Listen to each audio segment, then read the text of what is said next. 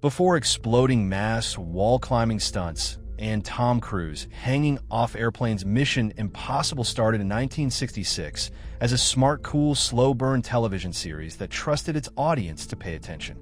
This wasn't just another spy show.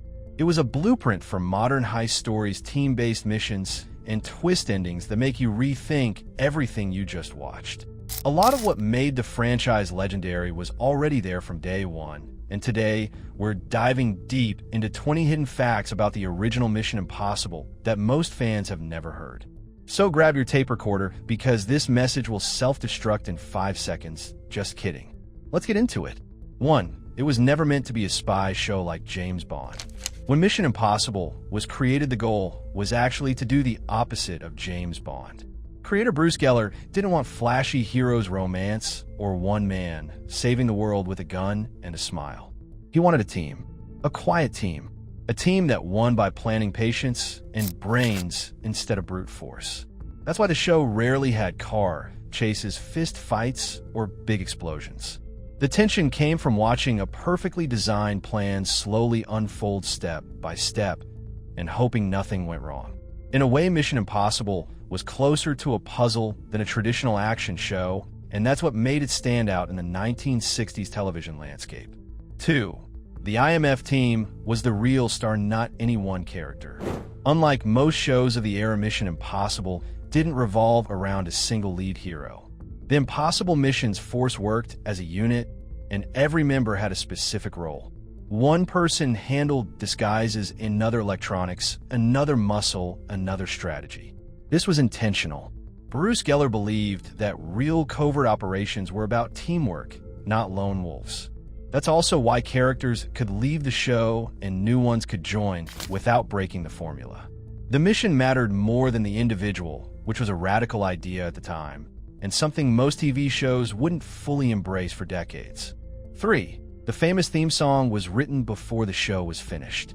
Lalo Schifrin's iconic Mission Impossible theme is one of the most recognizable pieces of music in television history, and here's the wild part. It was written before the show itself was completely finalized. Bruce Geller asked Schifrin to create a theme that felt tense, unusual, and slightly off balance.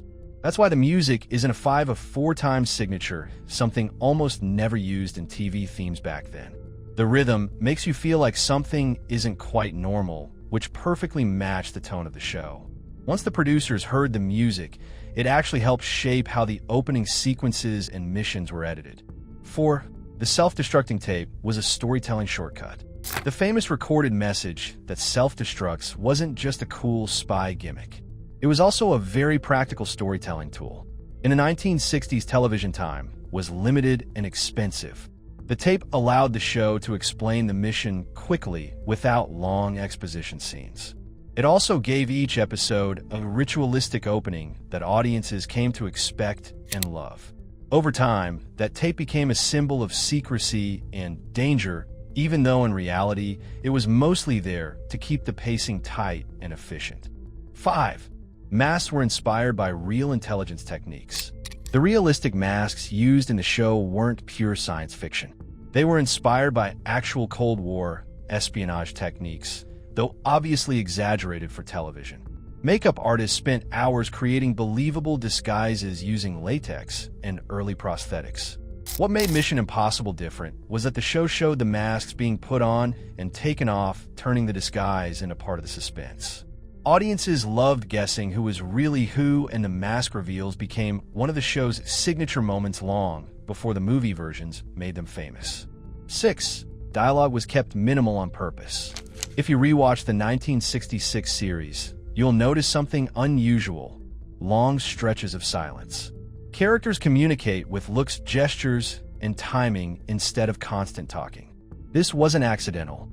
Bruce Geller believed that too much dialogue made spies seem sloppy. Real professionals in his mind would keep things quiet. This approach also made the show feel more serious and mature compared to other television dramas of the time, which often relied heavily on exposition and dramatic speeches. 7. The show trusted the audience to be smart. Mission Impossible didn't hold your hand. Plans were explained quickly, sometimes only once, and then the show expected you to remember details as the mission unfolded. If you missed something, that was on you.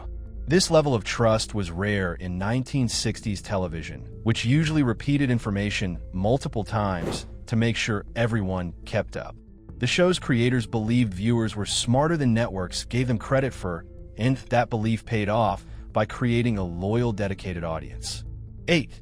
The Cold War influenced almost every mission. While Mission Impossible avoided direct political statements, the Cold War was always in the background. Many missions involved fictional countries, dictators, or shadowy organizations that were clearly inspired by real-world tensions between the United States and the Soviet bloc. By using fictional settings, the show avoided censorship issues while still tapping into the anxiety and paranoia of the era. It made the stakes feel real without pointing fingers directly. 9. Violence was intentionally limited.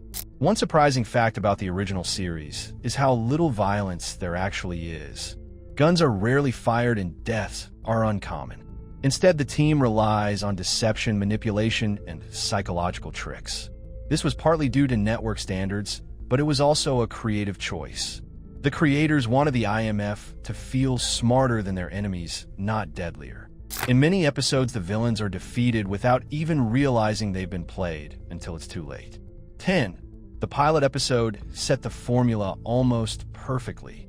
The very first episode of Mission Impossible already contained most of the elements that would define the series for years. The tape message, the team briefing, the disguises, the twist ending, and the methodical execution of a plan were all there from the start. This is rare for any show. Many series take a season or two to find their identity, but Mission Impossible arrived fully formed, which is a big reason it became an instant hit. 11. Stephen Hill left because of personal beliefs. Stephen Hill, who played the original team leader Dan Briggs, left the show after the first season. The reason wasn't creative differences or ratings issues. Hill was an observant Orthodox Jew and refused to work on Saturdays, which conflicted with the show's demanding production schedule.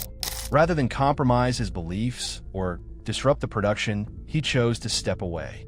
This led to Peter Graves joining the cast as Jim Phelps, a character who would become the face of the series. 12. Peter Graves wasn't the first choice for Jim Phelps. When Stephen Hill left, the producers considered several actors before casting Peter Graves. They wanted someone calm, authoritative, and believable as a leader without being flashy. Graves brought a steady, reassuring presence that perfectly matched the show's tone. His version of Jim Phelps became so iconic that many fans today assume he was there from the beginning, even though he didn't join until season 2. 13.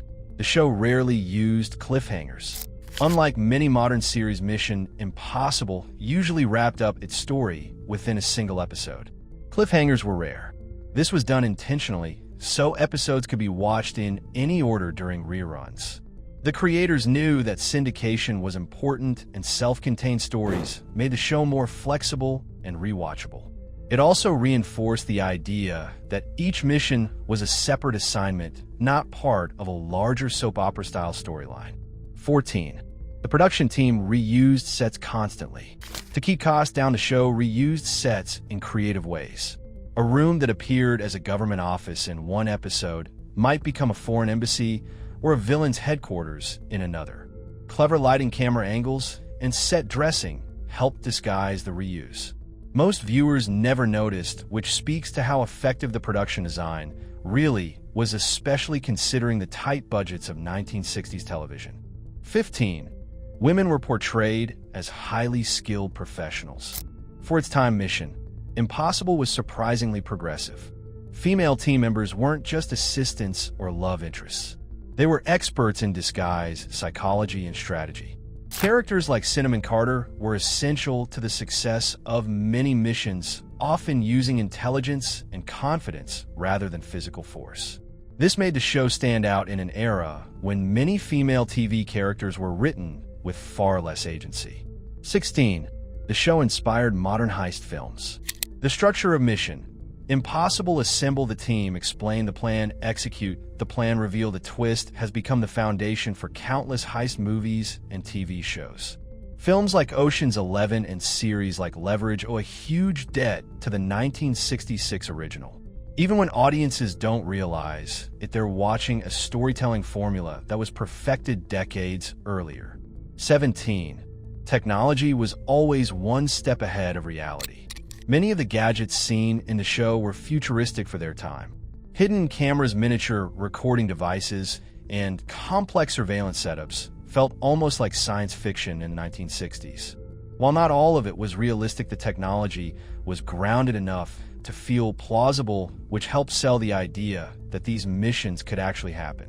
That balance between realism and imagination became a hallmark of the franchise. 18. Villains were often outsmarted, not overpowered. One of the most satisfying parts of the show is watching the villains slowly fall into the trap without realizing it. Instead of dramatic confrontations, the downfall usually comes from a clever trick or psychological manipulation. By the time the villain understands what's happening, the mission is already over. This approach made the victories feel earned and reinforced the intelligence-driven nature of the series. 19. The show changed how TV handles suspense. Rather than relying on constant action mission, Impossible built suspense through timing and anticipation. Long shots of a character waiting, a bead of sweat, or a ticking clock could be more intense than a shootout. This slow-burn tension influenced later thrillers and proved that audiences could be captivated without non-stop excitement. 20. Without the 1966 series, the movies wouldn't exist. It's easy to associate Mission Impossible with blockbuster movies and massive stunts today, but none of that would exist without the original series. The core ideas, teamwork, deception, precision, and impossible odds were all established in 1966. Even when the films changed tone and scale, they kept the DNA of the original show alive. The self-destructing message, the masks, the theme music, and the idea that the mission always comes first all trace back to that groundbreaking television series. So the next time you think of Mission Impossible, remember that it all started with a quiet, intelligent TV show that trusted its audience and rewrote the rules of storytelling. Long before massive budgets and gravity-defying stunts, the original 1966 series proved that smart planning and teamwork could be just as thrilling. If you enjoyed this deep dive into hidden facts, hit that like button, subscribe for more classic movie and TV breakdowns, and let me know which vintage series you want covered next. Until then, this message will self-destruct eventually.